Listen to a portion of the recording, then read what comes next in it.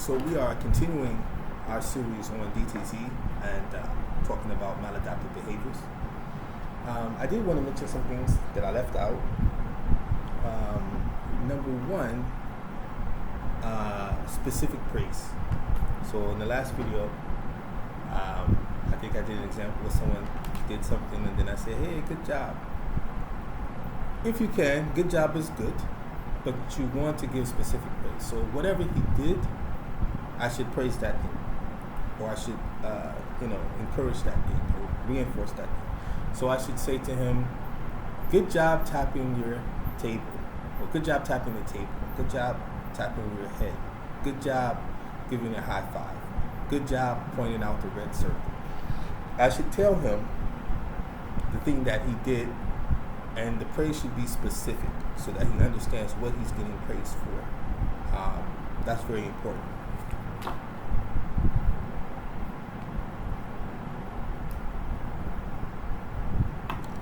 Another thing is, even if we are, we're just saying do this and we're doing imitation, when we give them reinforcement, we can be specific. So if I say, do this, and then he does it, I can be specific at that point and say, good job clapping your hands, right? I don't want to say clap the hands when I'm just doing imitation and say, clap your hands. No, just say, do this, without specifying. But when he does it, at that point, I can say, good job clapping your hands. I want to be specific at that point when I'm giving the praise and reinforcement. So that's something that's very important that I forgot to touch on.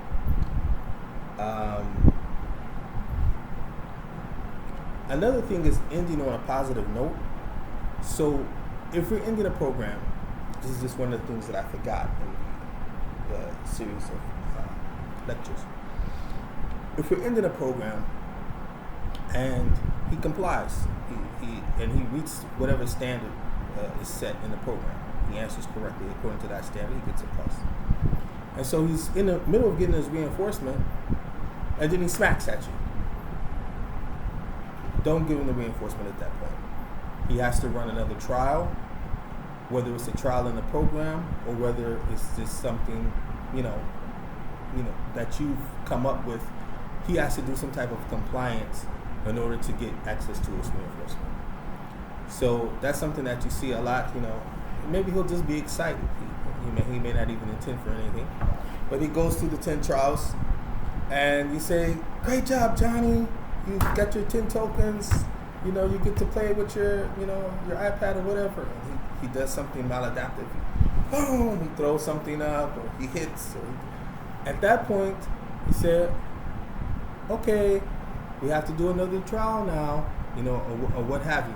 He has to, and make it something very simple, because you don't want it to be a high level of difficulty, and then the problem behaviors may escalate. So if it's challenging for him, whatever the program is, you don't want to throw on something else that's challenging where he just exhibited problem behavior, because then the problem behavior is going to, continue, extend. So the goal at that point is just to get him to comply and understand that the compliance is the thing that got him the reinforcement, not the maladaptive behavior, because you don't want to be teaching him something wrong. So if you're running programs and the programs are, match the pictures or something that he may find difficult, and then he does a maladaptive behavior, he smacks at you, don't have a match another picture if it's difficult. Instead, the thing could be, shake my hand, or wave, or hi, or something very simple that he can do very simply, very easily, that he always does. The same type of behaviors that you would demand for behavioral momentum, these are the type of behaviors that you will demand at the end of a program set when he exerts bad behavior or maladaptive behavior. So the logic is, typically maladaptive behaviors have gotten him what he wanted. So if he wanted a candy, he could have cried for it, he could have hit somebody for it, he could have pulled, and then eventually the person would have given him that thing. If the maladaptive behaviors were not working, then he wouldn't be engaged in it. He wouldn't be doing it, right? So obviously they work because they exist, right? If they didn't work and get the results that he wanted, then he wouldn't exhibit them. So if he finishes the program and then hits you, and then you give him something, you say, here's the iPad, then you're teaching him, okay, this is the way to get the iPad. So never finish a program on a bad behavior. Always use demands that will be common in behavioral momentum in order to access the reinforcement, even if it's just one trial in order to get the reinforcement. But don't make the mistake of doing something that's high level difficulty, because if you put a demand that's difficult after he's exhibited maladaptive behavior, then you're probably just going to extend the behavior because it's going to try to use that behavior to escape or to do whatever. So make it something simple and end on that note. So we covered. So the language, some of the language that we use. Why quiet hands? Too much talking is a lot of times confusing for children who have deficits in communication. And so it's just too many words. And it becomes gibberish to them. So a lot of times I see a lot of lecturing to kids. Don't do that. You can get sick. Your mom would be upset. She wouldn't want you to do that. You might cause Johnny to hurt himself. You might do this. You might do that. Too much language, and all of it is just in a child's head. So you want to keep the language simple, especially when he's exhibiting maladaptive behaviors. You want the language very simple. And that's why we use quiet hands. Yeah, it's a simple way of talking. You can say, put one hand over the other hand, keep your hands to yourself, don't touch anything that doesn't belong to you, that's not yours, you have to put that back. You can say a lot of things, but all of these things for a child that's 2 years old, for a child that has some intellectual disability, to a child that has deficits in recessive language, and so on, it's too much. So you want it as simple as possible. 2 words, quiet hands, stop. My turn. You always want to teach the child my turn because they may not understand why you've taken something from them. That might be compared to someone in class that has snatched a toy from them, or one of their siblings that snatched something, so you snatch it, they want to snatch it back. So that's why when you're teaching sharing programs, you want to use common language that we all use in ABA. So his time is finished on his toy. You don't want to say 4 or 5 sentences. Just make it very simple for him. My turn. Take it, set it to the side, start your program. Right? So keep the language simple. My turn, quiet hands, stop. Even when you're running the programs, you'll see that some of the sentences aren't really complete sentences. We'll say, where's red? Where's blue? Where's mom? Or match card. Match card. So it's very simple language. And someone may say, well, why are we using this language? Shouldn't we be teaching them vocabulary, teaching them? Well, the more words that come in, the more it's going to be confusing for them. So especially when you're teaching, especially when a child is agitated, even yourself, if you're agitated and you've got a whole bunch of people talking to you and they're saying a whole bunch of things, it's hard to concentrate on, what are you saying? What do you want? It's confusing. So always, so this goes along with the maladaptive behaviors, always make your language simple. And if you make a habit of making your language simple, then it'll come in the times that you need. And so he'll understand, you'll understand, because you're always using this common language. So all throughout the process, keep it simple. It'll be easier for him to follow.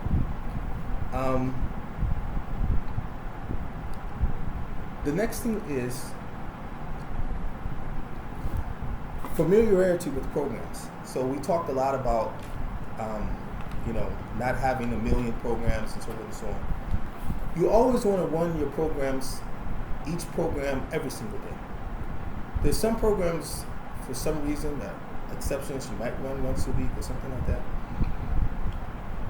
But you typically want to run your programs at least once every day. This is what I recommend. And you may run your programs several times a day. So if I'm running, for example, stop or something like that, I might run 5 trials, and that's a complete set. But if I have them for 4 hours or 5 hours, I might run that program every single hour if that's something that's needed. So this is what DTT is. It's massive repeats of programs, massive running of programs, in and out, back after back, day after day, so that the child becomes familiar with the programs, understands the expectations, and he masters it, right? So, kind of this attitude of let's run it every week, or maybe we run this today, maybe we won't run it today. This was difficult, that one hasn't been run in 2 months, 3 months. It's not the proper way to run ABA, and it's also not the proper way to address problem behaviors. The more he's used to the programs, the more he understands them, the more you're going to get compliance from him, and you're not going to be dealing with some of these maladaptive behaviors.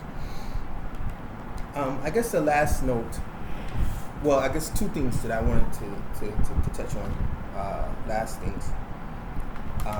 So we talked about keeping the language simple. Don't do a lot of talking with the child, even though it kind of goes against tendency. Don't do a lot of talking or a lot of trying to rationalization, and you're not going to rationalize him to exhibit the behaviors that you want. If you're dealing with maladaptive behaviors, look at either changing the delivery of the program or changing the consequence. Either the consequence is not strong enough, it's not a strong enough reinforcer, it's not a strong enough deterrent, or the level of the program is too difficult, so you might want to shorten the number of trials that you're running. If you have them running trials for a duration of 15 minutes, you might want to take it down to 10 minutes and then try to build yourself up, or what have you. But you need to make adjustments either in the delivery of the program or adjustments in the reinforcer, or in some cases, if you're using punishment, the punishment in order to change the maladaptive behaviors. But nowhere in that scenario are you trying to rationalize. It means that you're going to convince him to change his behaviors. Once you move to the I'm trying to rationalize with you and convince you, then you're doing something else other than ABA, because that's not how ABA works, right? So it's not trying. I mean, you have cognitive behavioral therapy and so on and so on, but we're not trying to plead with you or rationalize with you in order to, hey, you're 7 years old, you shouldn't be doing this. You're too old for that. You're a big guy. You shouldn't. We're not lecturing the child using too much language. So if he's not doing what you want or what he should be doing, look in those areas.